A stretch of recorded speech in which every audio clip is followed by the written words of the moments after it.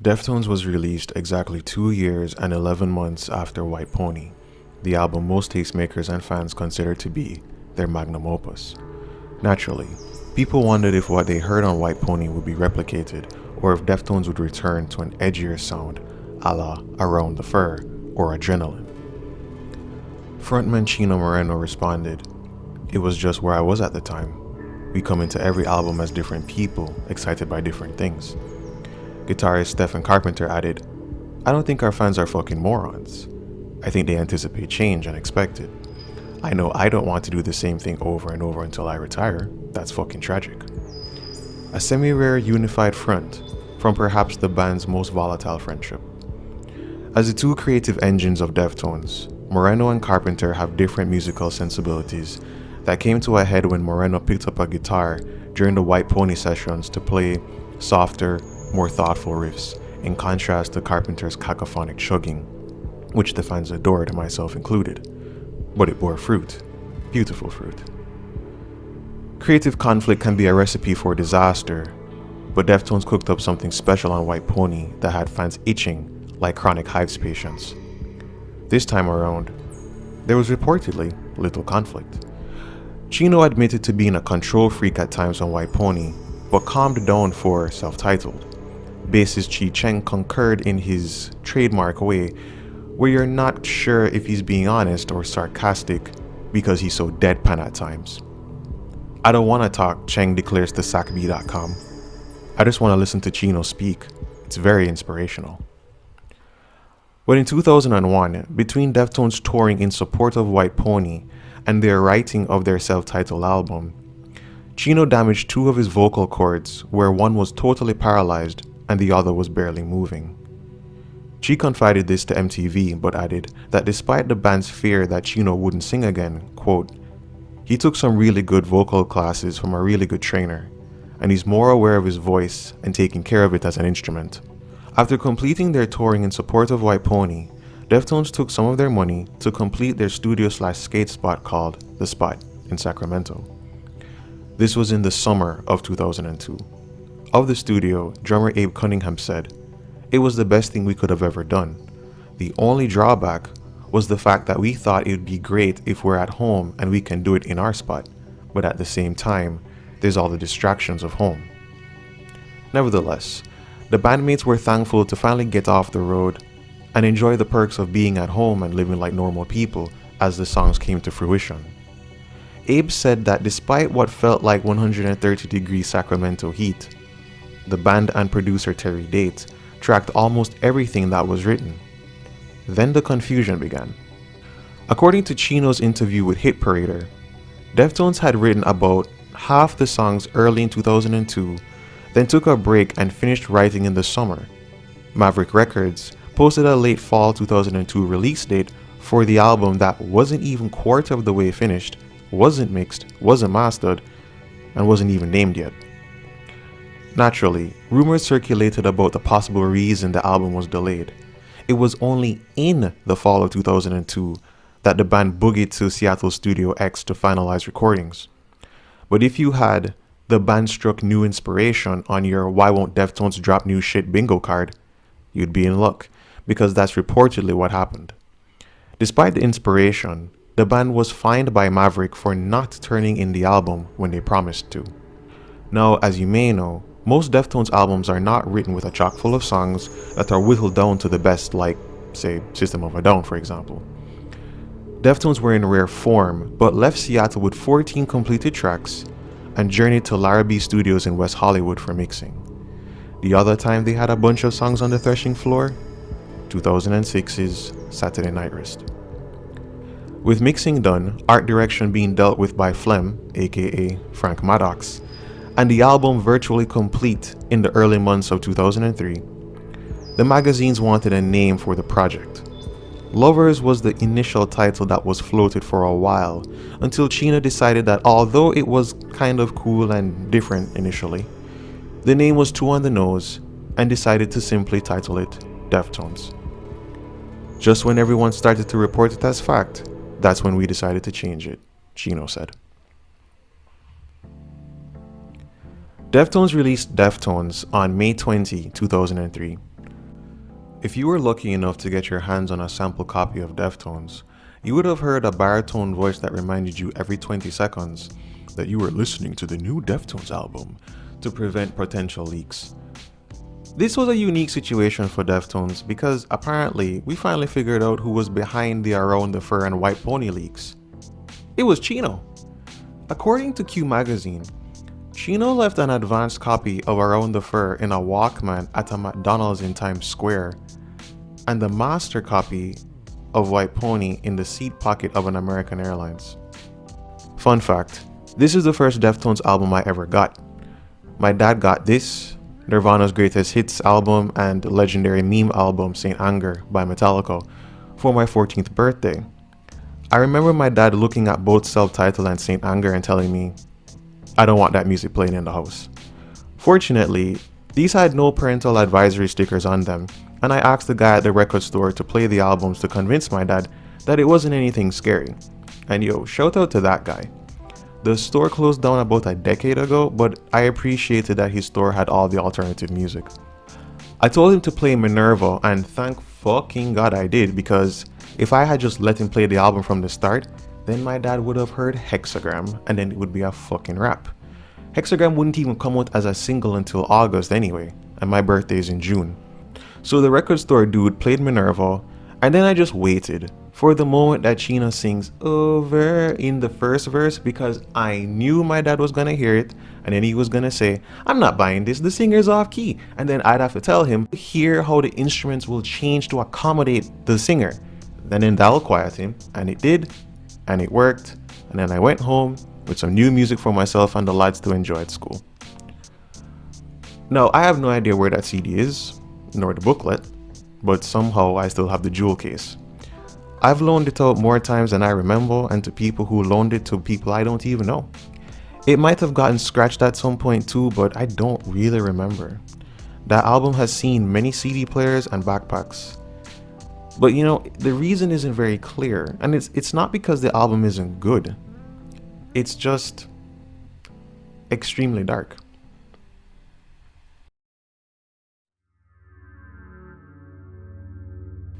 Abe himself admitted that, quote, it's probably not the easiest listen right off the bat, which I think is good. Hopefully it grows over time, end quote. And he's right. There are several moments when I first got this album that put some bass in my voice and hair on my balls because it was an intimidating listen. There were feelings that I didn't understand that were mixing with my hormonal ass that I think shaped me as an individual. As much as the band hated the association with nu metal, they managed to continue its ethos by being brutal as fuck because they weren't talking about witches, warlocks, demons, booze, and partying. They were intimating at the shit normal people are actually afraid of in life.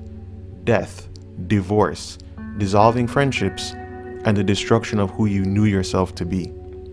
If you've listened to this album, it's either melt your fucking face off abrasive shit or cold, empty, bleak, and bankrupt. And I mean that in the best way. When Hit Parader asked Chino for some secrets about the album, he said, there are no secrets, it's all in the music. This is a very intense, heavy album, and we're very proud of it.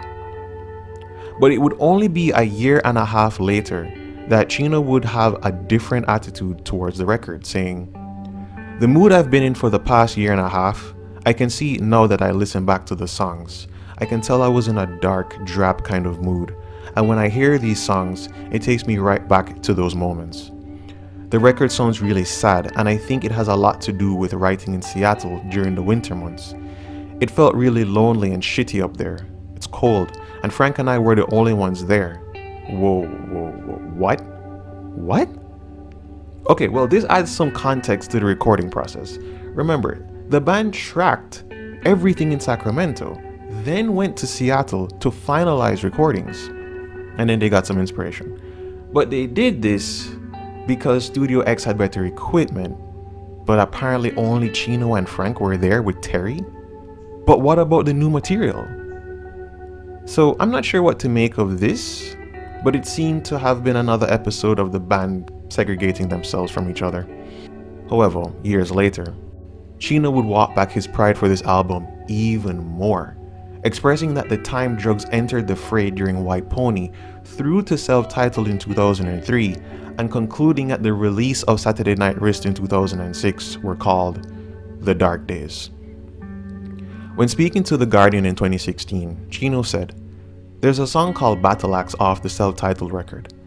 A few years ago we decided to relearn it for a tour. So I looked up the words online and I was playing along thinking, man, this is so depressing.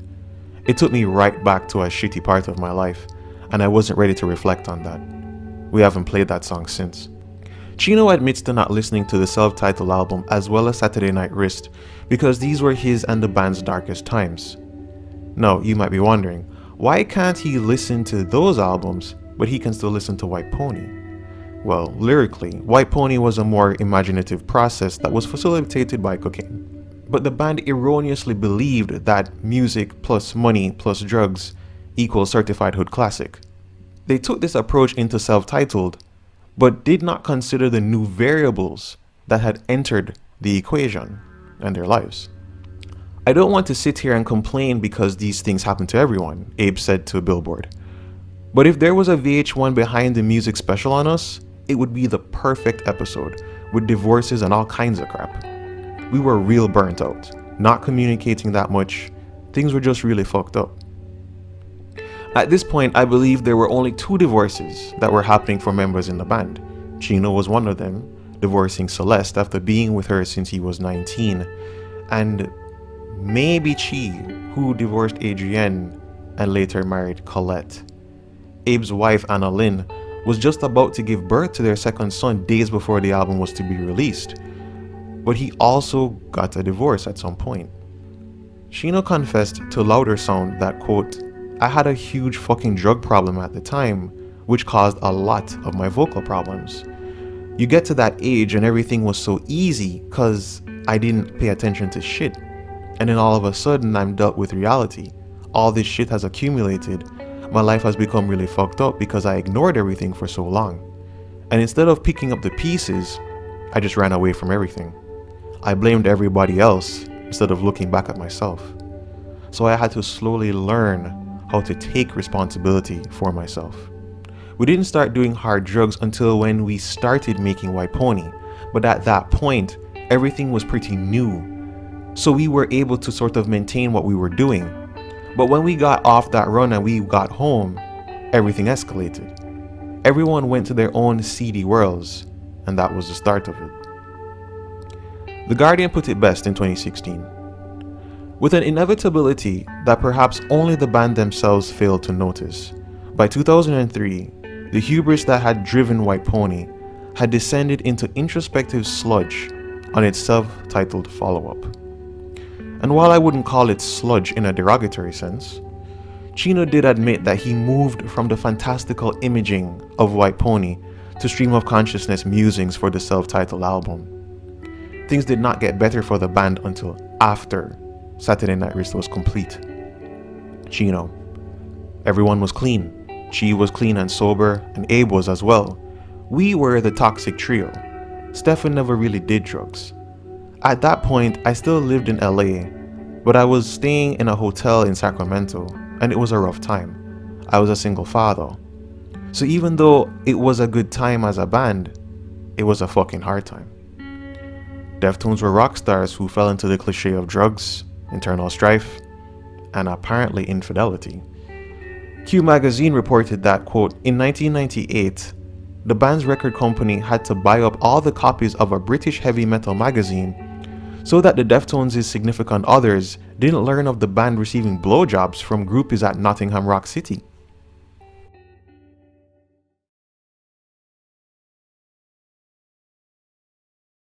Considering that this album was initially titled Lovers, but then changed, and that Chino himself said that there were no secrets on the album, the themes of the album are fairly clear to the listener. But make no mistake, some messages are still hidden. Any issues Chino had with his vocals are bombed to death in Hexagram, one of the best intros in Deftones history. It sets the tone for the methodical destruction to come. The Hexagram video was filmed at a Southern California skate park in front of their fans and is among Abe's favorite Deftones videos. We've done quite a few videos that have never captured us fully. Either we're not comfortable or trying to make us into something, or hating it but still doing it. Hexagram was cheap as hell to make and just captured us. It's bombastic, it was fun. On the surface, it seems to be about suicide bombers using death as the standard breach for a complex prize. A car bomb is literally referenced. They're a chance of worship, but they're a chance of play too. Not to mention, again, Deftones are not System of a Down. They don't say shit about geopolitics. So Chino must be using the imagery symbolically. I believe Reddit user Chief Chirac confirms my take and builds on it by pointing out that one of the meanings of the hexagram is as above, so below. Chino begins with the imagery of a suicide bomber in the first verse, conflates it with being a performer in the second verse, and then ends the song fairly removed from the bombing aspect for the third. After all, a street wouldn't swell in a bombing, people disperse, but the streets would swell for a concert.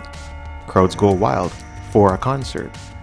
The camera could make you self-conscious, and perhaps with a swollen ego, even a faint smile could make you trust someone. Then we move to one of the best transitions in any discography ever, and yes, I am in full fanboy mode for saying that, I know, but honestly, I really love hexagram fading out into needles and pins.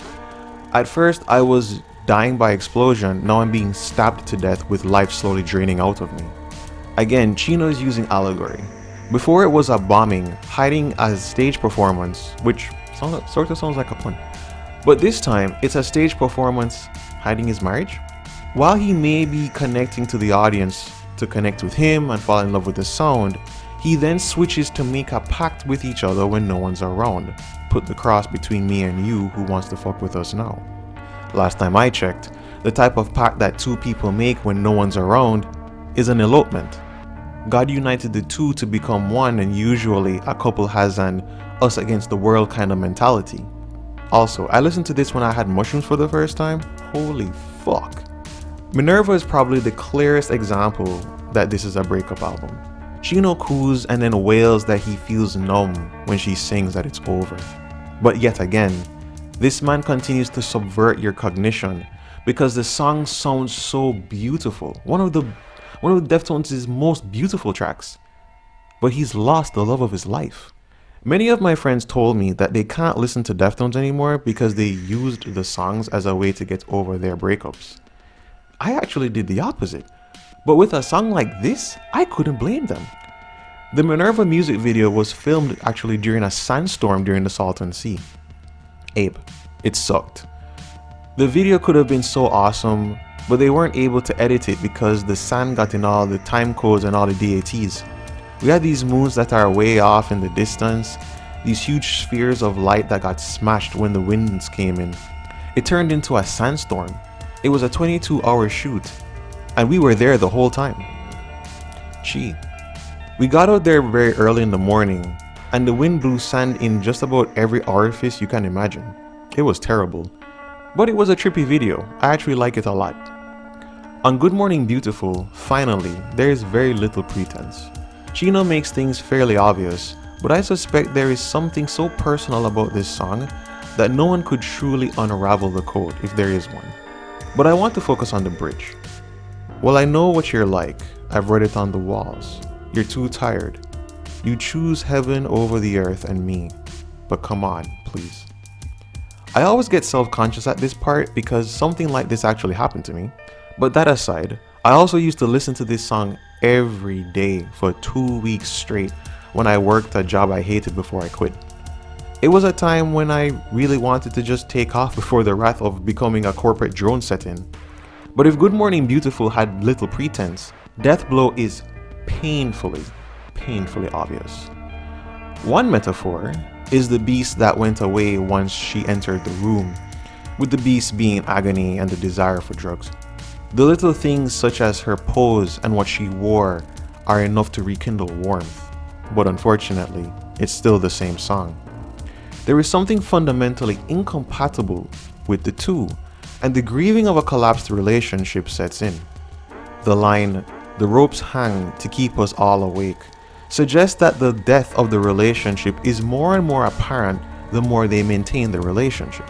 In other words, the longer the relationship continues, the more obvious it becomes that the relationship doesn't work. It's funny that the most confusing line unearths the sobering conclusion. Genius suggested that the intro to When Girls Telephone Boys was initially the intro to Needles and Pins. When you watch the Chino interview on the enhanced CD at 2 minutes and 5 seconds in, you hear the spoken word, then Needles and Pins. You know, truth be told, they could have just edited it that way for the video. But I ain't gonna lie, I would have preferred the spoken word thing in front of Needles and Pins than When Girls Telephone Boys. But I get it. When Girls Telephone Boys needed it way more than Needles and Pins ever did. I don't think this song is about Chino's wife, but a new relationship that has proven to be even worse. Long-term relationship doesn't work out, then you enter something more flawed and more chaotic. Believe me, I can relate. And Deftones unleashes in what is still their most ferocious song ever. Discordant, grating, the car bombing of melody. Save for some groove in the chorus, the purpose of this song is to be a weapon. Battle Axe, another weapon, seems to be the sequel to Change in the House of Flies because, despite an admiration for the person, the song goes, "Still you love to think you have always been this way, but you're wrong. Someone changed." And to be fair, it could have been both. Chino said this to Kerrang in 2016 that the band never really did drugs before White Pony and that he didn't smoke weed. Then he later developed a drug problem. That's a change. That's a change. But you may recall that Chino confessed to taking drugs, at least in part, due to the whirlwind he had at home. But yes, this song is hollow in the best way possible. It's like the hole you fill up with bad relationships gets exposed and widened. Not a great experience, but in observation, quite the experience. At this point of the journey, the trip-hop lo-fi stylings of DJ Crook take you to a seedy sunken place for Lucky You. Not sure if it's strippers or a new relationship causing this, but the trademark whispers are used as well as they've ever been. The vocals of the first verse and instrumentals feels like you're losing consciousness. Put this on in the club and get ready for the saddest lap dance of your fucking life. For understandable reasons, people forget or either don't know that Bloody Cape had a music video. For more understandable reasons, people don't realize that Bloody Cape has a breakdown at the end. And I don't know why, but knowing the lyrics to this song greatly enhanced my enjoyment of it. Chino evokes some imagery that is kind of reminiscent of White Pony lyrics. We did have the Hesperian death horse earlier, but to set sail and to be the first ones to ever fall off the face of the earth, I feel we've crossed into some strong visuals there. Perhaps my favorite performance of Chino's on this album is Anniversary of an Uninteresting Event. And I know that sounds crazy, given when you have When Girls Telephone Boys, given when you have Hexagram. But it was just really cool to hear him a bit more isolated, particularly at a time when he's lost someone he loved, Chino. There was a piano in the studio when we recorded the record, and it was just there. And every day I walked by, I kind of fiddled with it, and I kind of came up with this melody idea and this vocal line. And then Stefan came in and played the drum part, and it's just kind of like a simple beat. But we just recorded like really ambient and just added guitars and a little bit of a mod in it, and it just turned out to work. You know, I may have fibbed earlier. I did use one Deftones song to get over a breakup. It was this. It's the song I used to, I guess, recalibrate. I've been using it since 2003. So there's layers upon emotional layers of different girls and women that saturate my mind whenever I listen to it. The lyrics are elementary in motion, but Chino returns to hiding behind metaphors. But the metaphors are so primal, the emotion is so primal, that it is impossible to miss the sentiment behind it. And of course, the tone of his voice and the song sure doesn't hurt to assist. But you know, at this point, I'm a bit miffed that Deftones distanced themselves from this project because it is laden with treasure. But then I have to remember their perspective.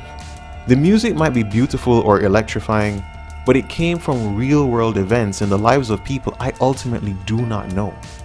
It's important to appreciate the art, but respect what it took to make it and the repercussions. So as much as I revere this album, I wouldn't want to fetishize the trauma that it took to make it. And lastly, we have Mona. When I was younger, I didn't care much for the song, but there was a point when I was being mistreated as a kid and I would just play the song on loop and I didn't stop until things went back to normal. Maybe it cast a spell. Hard to say. But I think this song is about how much someone can influence you to become a new person, or how their life is now inexorably tied to yours. Her entire empire becomes your taste. Her empire slowly becomes your place. And when she walks off stage, the empire remembers her face. A hell of an enmeshment that feels like you'll never forget them. You'll never let go, you'll never move on. But you will. If you want to let someone go, no matter how painful it is, I can tell you, you can do it.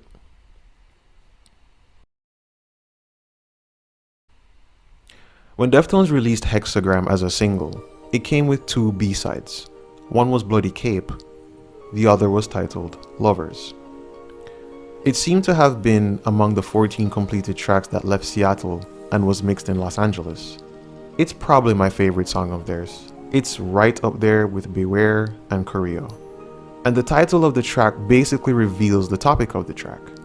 The lyrics are sparse, but the lines, "For the first time, I wish she'd come," suggest regret of taking someone for granted. But a lot of the times when I listen to it, it sounds like Chino is singing, "I wish she would go," instead of "I wish she'd come." A projection on my part? Yeah, I would say so. I think I hear what I want to hear. And I suppose this is how it is with music. It's a deeply personal thing that's down to interpretation. As a 14-year-old, this album was frighteningly bleak. But as I matured with the music, I ended up using it as a means to allow me to fully feel the heavier emotions that typically would have us running for escape. And you know, that escape could be drugs, it could be food, it could be another relationship. It doesn't matter. Deftones is not an album of hope. What it is an opportunity to safely explore the terrors of losing the love of your life and yourself. There isn't a message that things will get better. It's just a message of how things felt in a moment. But these things, like everything else in life, will pass. When asked, "What have you learned over the years?" Chino responded, "It's never been that clear of a picture to me. I think we're going to learn more stuff, so the story has not fully happened yet. But right now I would say that the best things that we have ever done musically in our career are times when we are all passionate about our friendships, all the stuff that we've been through, and when we're communicating. That's when we're the strongest." And as much as I agree with the sentiment, I do wish that the band could one day approach the material produced in the thick of the dark days and welcome it all. Because they got through it. They're better people for it. Hell, I dare say we're better people for it. And the music was fucking good. Depressing, bleak, terrifying, but very good. Because it was very real. Thanks for watching.